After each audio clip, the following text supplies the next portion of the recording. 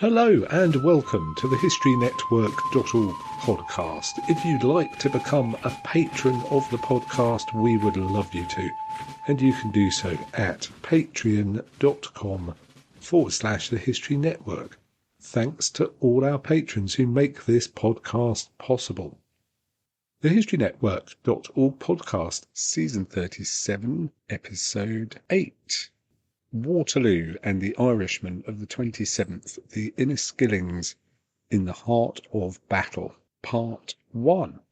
This episode was written by Sam de Turberville. Sam de Turberville is a teacher and author with a passion for uncovering lesser-known stories from the past. Based in Ireland, he has a keen interest on early modern history from the Age of Enlightenment to the First World War. When he isn't researching or teaching or writing history, he enjoys motorsport and playing guitar. He hopes to write for us again soon. On the 20th of March 1815, Europe was once again plunged into chaos as exiled Emperor of the French, Napoleon Bonaparte, escaped his imprisonment from the island of Elba. Just 100 days after his escape, the armies of France, Prussia, Great Britain, and the Netherlands fought Europe's most famous battle in Belgium, near the town called Waterloo. This is not just a retelling of Europe's most famous battle. Within this terrible conflict stood 747 officers and men from Ireland, fighting on behalf of the British Crown. Raised in County Fermanagh, this regiment's story was already well established, but of all their previous engagements, their actions of the 18th of June, 1815, cemented their legend. Of those 747 men who held their ground against Napoleon's might, 486 of them became casualties, and 14 of their 15 officers were either killed or wounded. The Congress of Vienna began in November 1814, and its aim was to provide a plan for a long-term peace within Europe after nearly 23 years of constant conflict, and to redraw territorial boundaries so no single nation could become too powerful. The Congress was called after the French had been defeated during the War of the Sixth Coalition, whose aim was the restoration of the Bourbon monarchy. As Napoleon had escaped while the Congress was in session, they promptly declared Napoleon an outlaw, and with that they began the War of the Seventh Coalition. Napoleon's plan once again was to defeat his enemy in detail. This tactic relied on the maxim march, divided, fight, concentrated. At the time, large armies would use multiple roads to get to an area, as opposed to the entire force using a single road.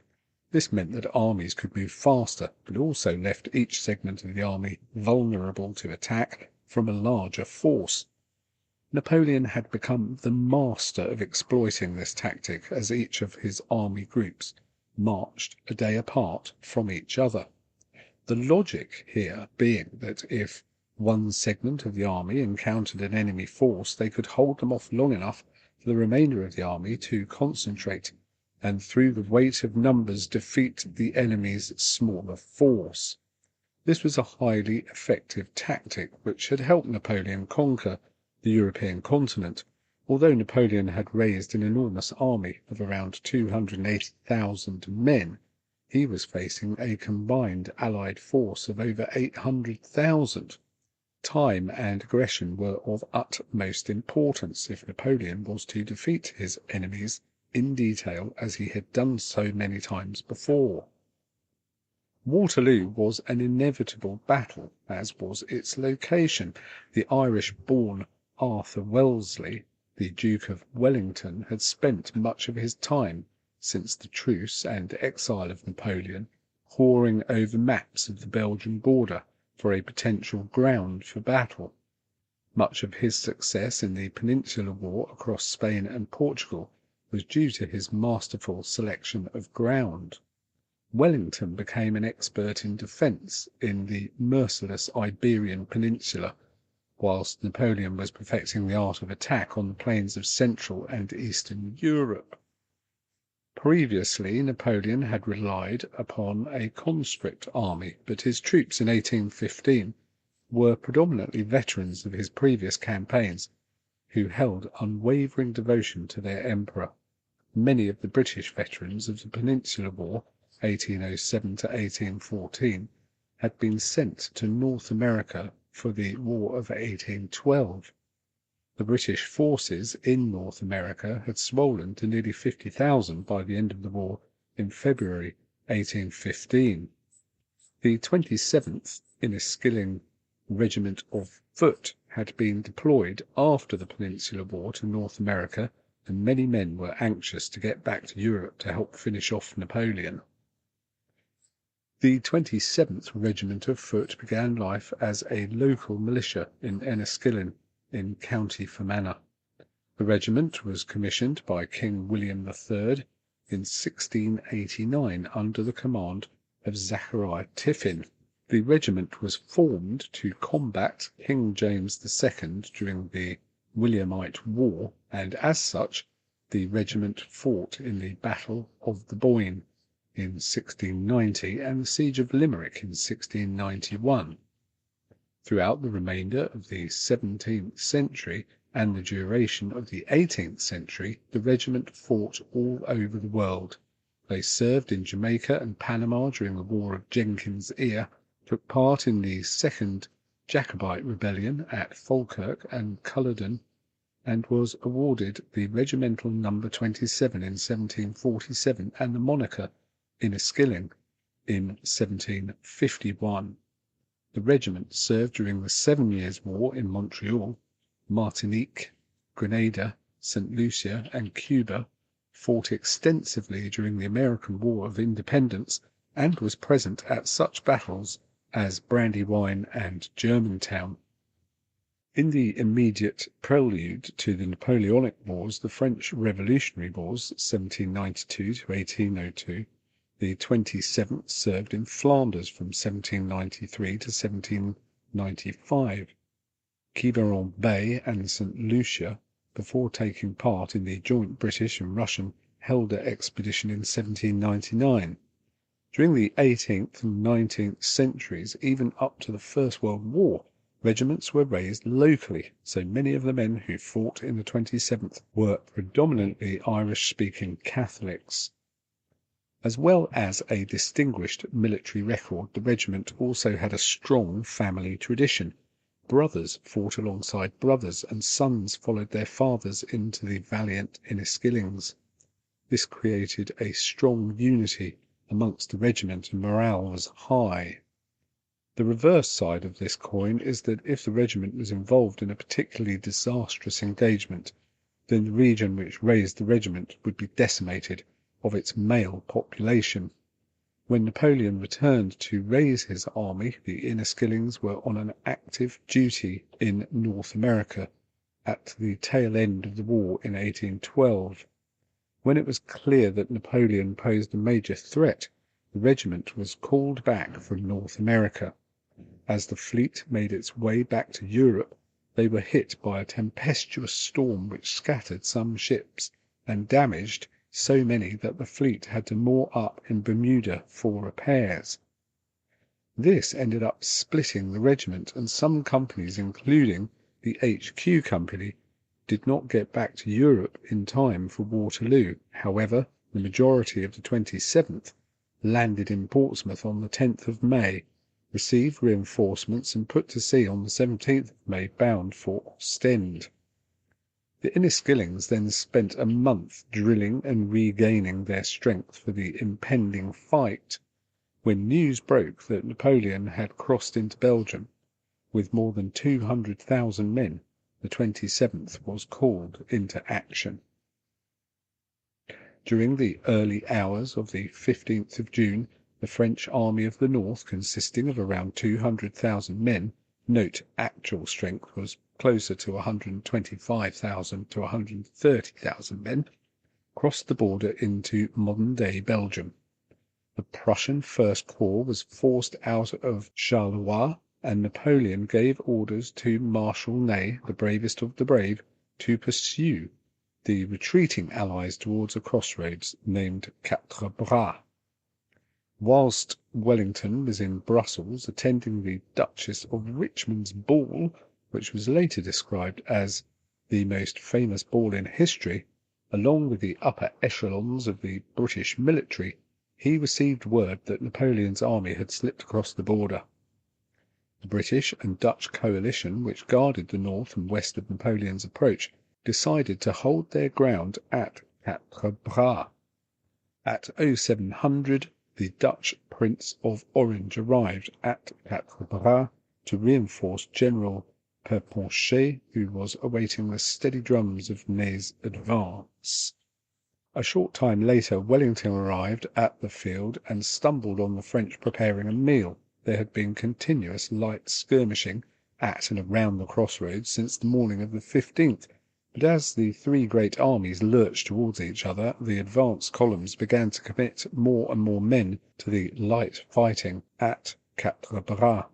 Reinforcements were sent in as and when they arrived. What started out as a small skirmish ended up being a large pitched battle between 20,000 French and 25,000 British, Dutch, and Brunswick troops.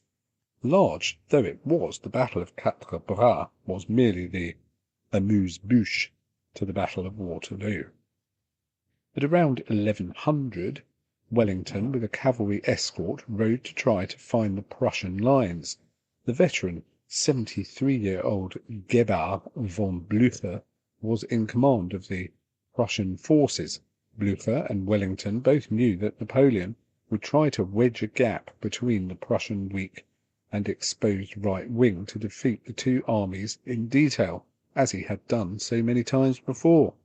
The two leaders met at a windmill at Bussy, where the generals agreed to come to each other's aid if possible. Ney was ultimately unable to take the crossroads at Quatre Bras, but inflicted 4,700 casualties against the 4,300 the French sustained. As the British and Dutch alliance was holding out against Ney, Napoleon took his much larger force to fight the Prussians at Ligny, 18 kilometres away. Ligny saw 60,000 French fight 84,000 Prussians. Napoleon managed to force the Prussians back, and in piercing their centre, Blücher fell from his horse, giving command temporarily to General Gneisenau.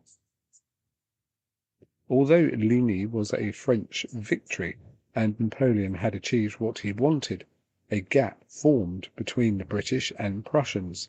The French sustained around 10,000 casualties.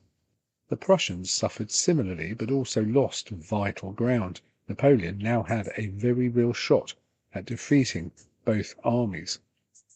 On June 16th, the Inniskillings marched 30 miles from Ghent and a further 21 miles on the 17th of June, reaching the village of Waterloo that evening. On the way, they were employed clearing the road, which had become blocked with upended baggage wagons and carts abandoned by refugees. Clearing the road served two purposes: to provide a means of retreat, as well as ensuring a clear resupply route from Brussels.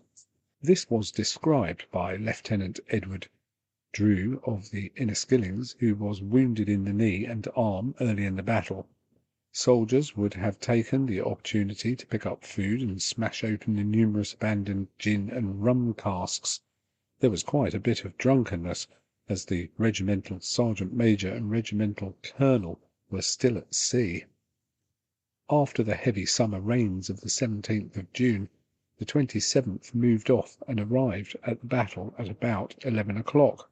They were part of the 6th Brigade, under command of Major General Sir John Lambert. The 6th Brigade was to be a reserve brigade, and as such took up their positions in the rear of the line. This respite offered the Inniskillings a welcome break, as the men were fatigued from marching 82 kilometres in just 2 days.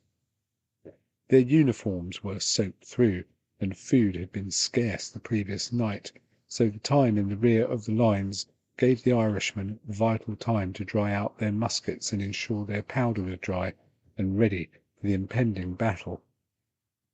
Napoleon was determined to let the rain-soaked ground dry as much as possible, so it was mid to late morning before he gave his general order to attack. An artilleryman by training, Napoleon placed great emphasis on the importance of artillery and understood that guns would be bogged down in the quagmire if he attacked too early. This was a double-edged sword, as the longer he delayed, the closer the Prussians would march, and without the aid of Grouchy's men he faced a situation that grew more dire by the minute. There are two rather odd things about one of the most important battles in European history, the first being that the battlefield at Waterloo was relatively small in comparison to previous battles of the Napoleonic Wars, with a front of just 4 kilometres. The second is that nobody quite knows when it began. The sources are disputed, as Wellington himself says that it began at 1000, whilst other sources suggest it commenced closer to 1130. Nevertheless, the battle was initiated by a French bombardment on the extreme British right flank on the farm of Hougemont. This did not go unanswered, as the Allies on the ridge of Mount Saint-Jean replied with cannonading the French infantry which had formed en masse. The farm was defended by the Coldstream and Scots Guards, and the environs of the farm, including the orchard and the outlying wood, were defended by units of skirmishers from Nassau and Hanover. The fight of Hougemont was incredibly hard fought. If Napoleon could take it, he could turn the entirety of the Allied flank and quite conceivably secure victory. The French infantry was ordered to advance on the farm, but the fire directed upon them by the Allied artillery and musket fire was too intense, and the first French attack failed. The subsequent attack was more successful, as the Allied cannons had become preoccupied with an artillery duel, with the French batteries pounding their positions. The attack managed to reach the northern gate of the farmhouse, and the large wooden door, which opened to the courtyard, was breached by a French lieutenant wielding an axe. French troops swarmed in, and there was a fierce melee, but the defenders managed to shut the door. The 30 French troops that were inside the courtyard were all put to the sword.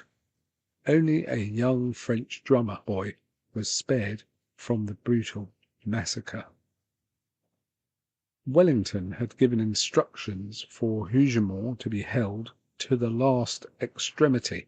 The farmhouse became a very costly assault for the attacking French, as Napoleon ended up committing the 6th Division of some 14,000 men to the engagement, whilst the Allies had only needed to dedicate 3,500 to its defence.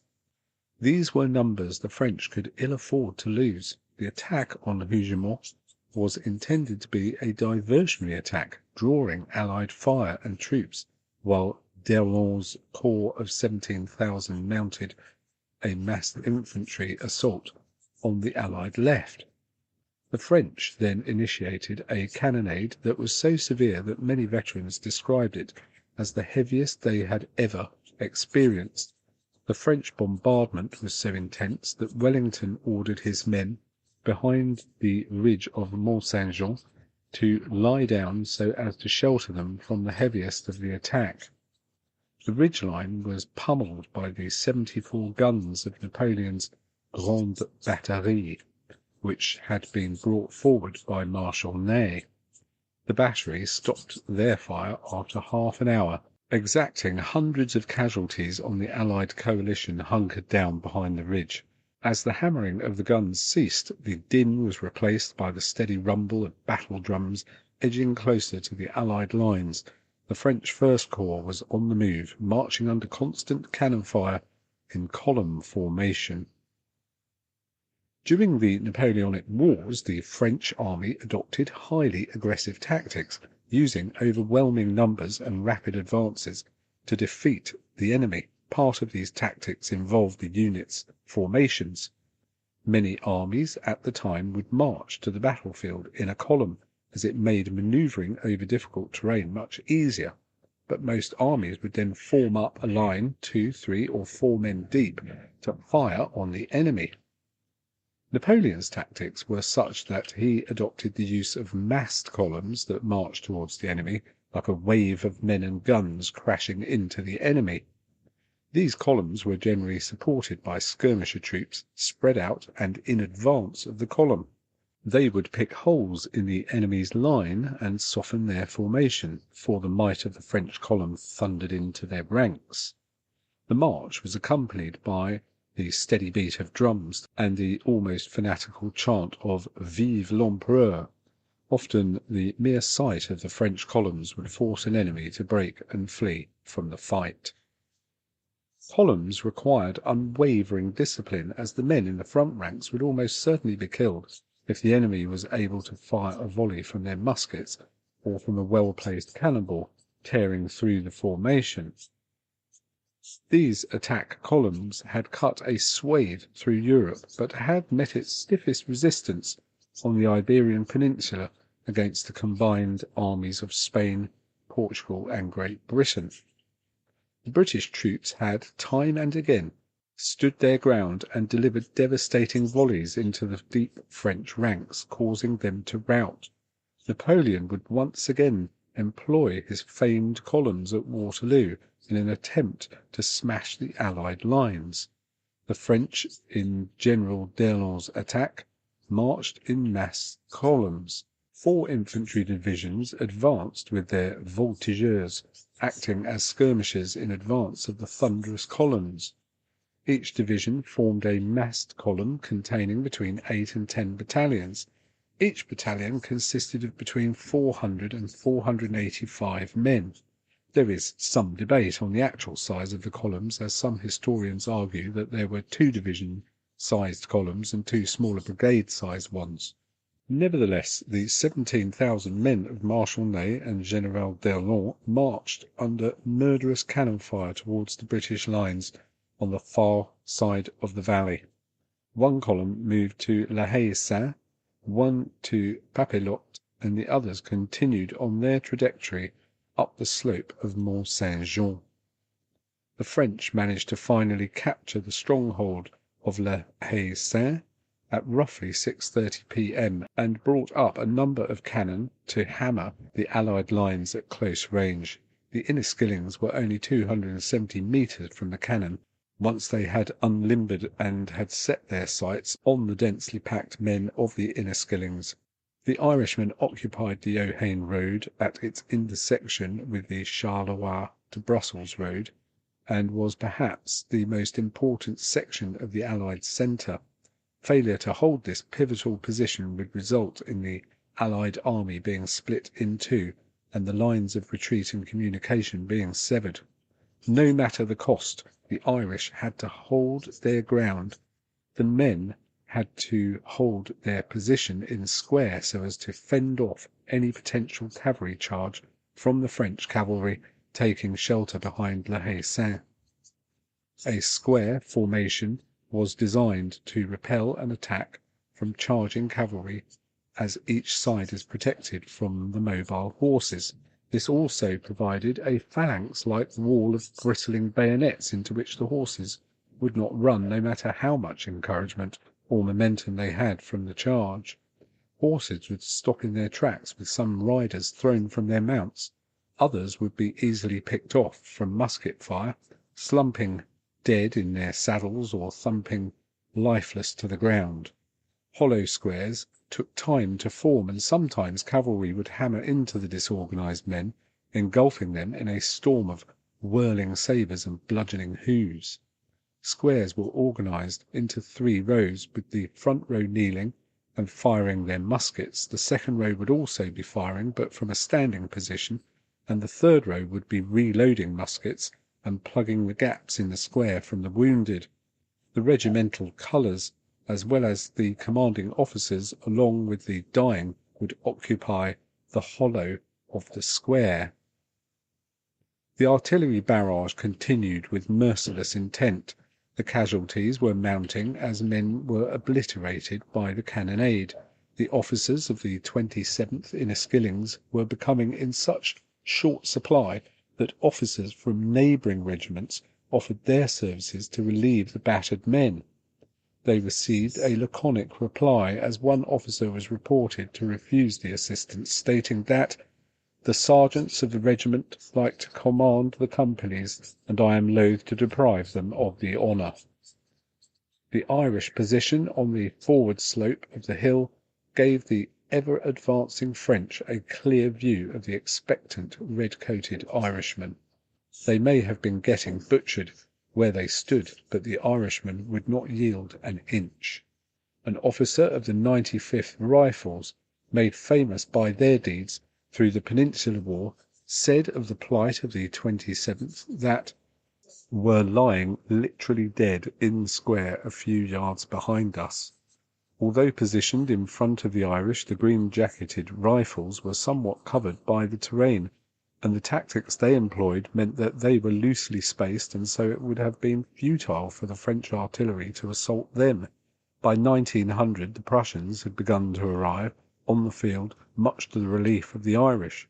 Until the timely arrival of the Prussians, the Battle of Waterloo was a perilous, hotly contested duel between the two most formidable military minds of the age. Well, that's where we'll pause this episode. We've followed the 27th Inniskillings from their march to the field of Waterloo to the beginning of the brutal clash. Join us in part 2 as we continue through the carnage, hear the personal stories of those who were there, and learn how the Irishmen of the 27th helped shape the outcome of one of history's greatest battles. Well, thank you, Sam, for writing that episode for us. If you'd like to have a go at writing an episode for us, or you want to contact us and give us an idea for a subject that you think we've not covered yet, then just drop us a line, info@thehistorynetwork.org for that. And once again, please do consider becoming a patron of the podcast at patreon.com/thehistorynetwork. Once again, thank you to all our patrons who make this podcast possible. Thanks again for listening. You've been listening to the historynetwork.org podcast, written by Sam de Turbeville, read by Nick Barker.